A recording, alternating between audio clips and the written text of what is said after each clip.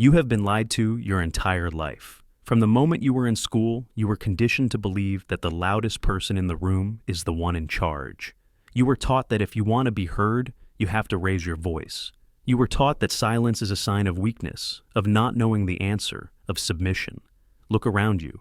Who is actually in control? The person shouting is usually the one losing it. The person screaming is the one who is desperate to be understood. They are begging for validation with every loud word they speak. True power does not scream. True power whispers. Think about the difference between a barking dog and a stalking lion. The dog makes noise because it is afraid, because it wants to alert the pack, because it is nervous. The lion moves in absolute silence because it is dangerous. It does not need to announce its presence. Today I will teach you the silence effect.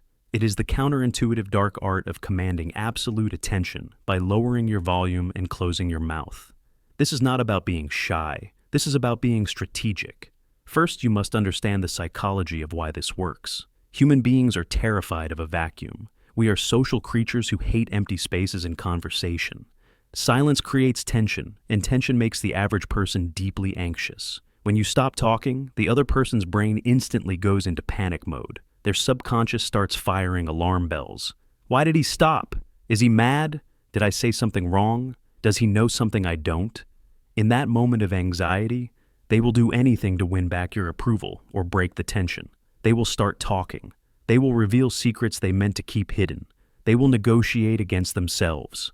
By simply staying quiet, you force them to dance to your rhythm without you lifting a finger. You become a mirror, and they start projecting their own insecurities onto you. Now, let's look at how to weaponize this in real life.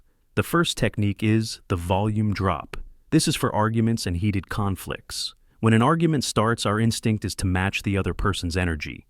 If they yell, you yell. If they get aggressive, you get aggressive. This is a mistake. You are entering their frame. When someone raises their voice at you, do the opposite.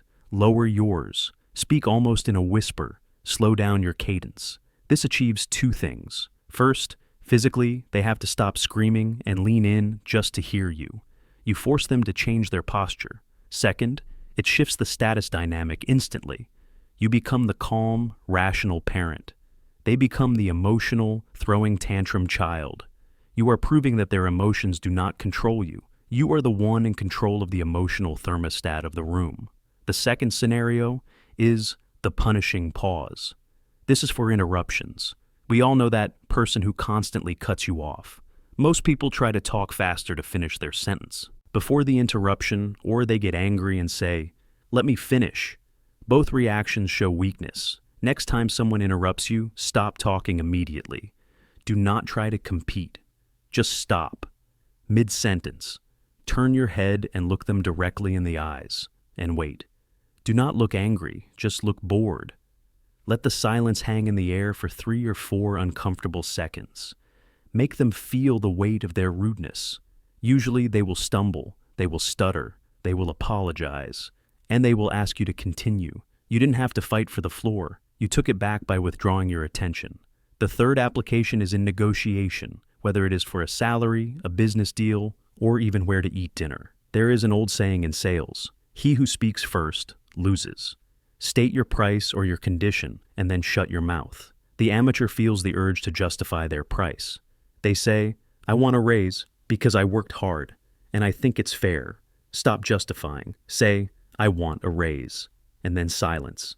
The other person will feel the pressure to fill that void. Often they will fill it by agreeing with you, or by offering a compromise that favors you, just to end the uncomfortable silence. Finally, realize that silence creates mystery. In a world where everyone overshares on social media, where everyone broadcasts every thought they have, being private is a superpower. When you talk too much, you become predictable. People figure you out. When you are silent, you become a black box. They don't know what you are thinking. They don't know your next move. And what people cannot predict, they respect. They might even fear it a little. And that is exactly where you want to be. Stop trying to outshout the world. You will lose your voice before you gain their respect.